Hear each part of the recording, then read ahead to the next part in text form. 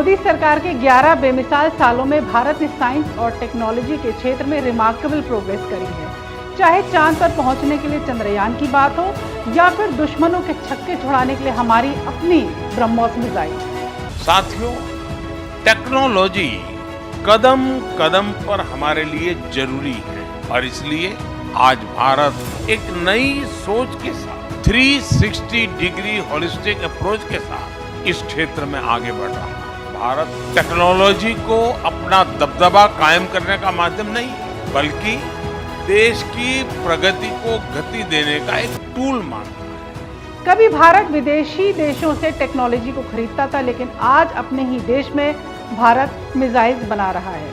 आज सफल प्रयोग भारत में किए जाते हैं और बाकी दुनिया उसका अनुसरण करती है। चाहे वो कोविड का वैक्सीन हो, चाहे वो चंद्रयान हो, चाहे वो क्वांटम हो।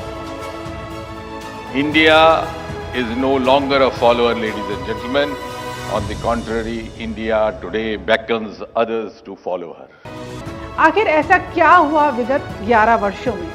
इन 11 वर्षों में बजट में ऐतिहासिक बढ़ोतरी हुई, 10 गुना से भी ज्यादा वृद्धि। ये दर्शाता है कि विज्ञान अब सरकार की प्राथमिकता भी है। स्पेस साइंस में भी भारत ने बहुत बड़ी सफलता हासिल की है। चंद्रयान मिशन की सफल लैंडिंग के साथ भारत चंद्रमा के दक्षिणी ध्रुव पर सॉफ्ट लैंडिंग करने वाला पहला देश बन गया है। स्पेसएक्स मिशन जैसे प्रयोगों ने भारत को अंतरिक्ष में अग्रणी देशों की कतार में लाकर खड़ा कर दिया है। भारतीय वैज्ञानिक शुभांशु शुक्ला ने एक्सियोम 4 मिशन में भारत का प्रतिनिधित्व करके एक इतिहास रच दिया है। देश के बच्चों में, युवाओं में विज्ञान को लेकर एक नई रुचि पैदा हुई। अंतरिक्ष को एक्सप्लोर करने का जज्बा बढ़ा। अब आपकी ऐतिहासिक यात्रा उस संकल्प को और मजबूती दे रही है। मंगलयान मंगल ऑर्बिटर मिशन 2013 में लॉन्च किया गया। यह मिशन भारत का पहला अंतर्ग्रही मिशन था जिसने भारत को मंगल ग्रह की कक्षा में पहुंचने वाला दुनिया का चौथा देश बना दिया। Aditya L1 mission, Gaganyaan mission, RLVTD, एक ही उड़ान में 104 उपग्रह। स्वदेशी तकनीक का विकास हुआ। भारत ने मिशन शक्ति के तहत एंटी सैटेलाइट तकनीक विकसित की है जिससे भारत यह क्षमता प्रदर्शित करने वाला चौथा देश बन चुका है। अंतरिक्ष और परमाणु क्षेत्र को भी निजी कंपनियों के लिए खोला गया है जिससे अब स्टार्टअप्स और युवा वैज्ञानिक इन क्षेत्रों में एक्सपेरिमेंट कर सकते हैं, नवाचार कर सकते हैं। यह भारत को वैश्विक स्तर पर कॉम्पिटिटिव भी बना रहा है।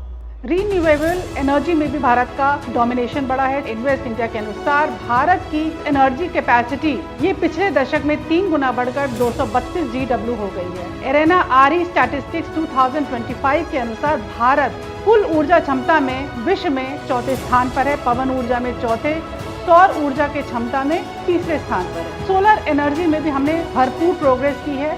निर्यात क्षमता, भारत अब दुनिया भर में पवन टर्बाइन और घटकों का निर्यात कर रहा है। बायोटेक्नोलॉजी में भी भारत अब इंडिपेंडेंट हो चुका है।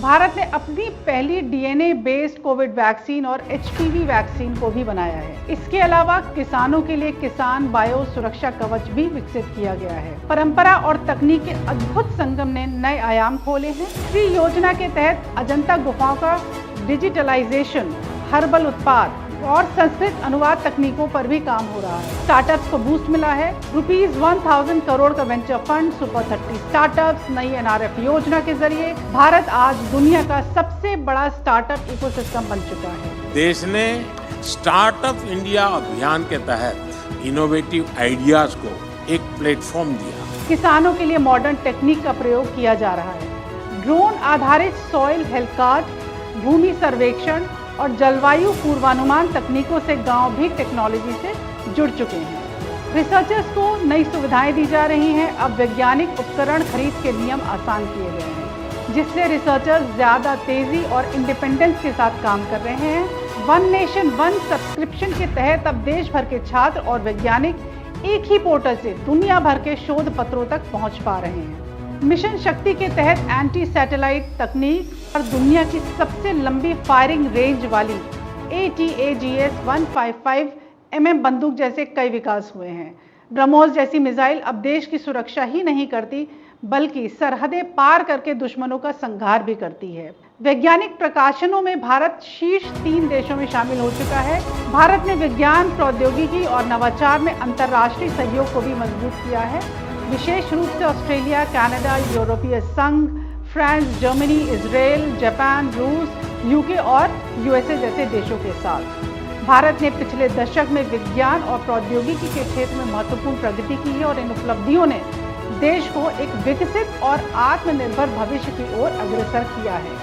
यही मोदी जी का नया भारत है, जिसमें पिछले 11 साल में बेमिसाल काम हुए।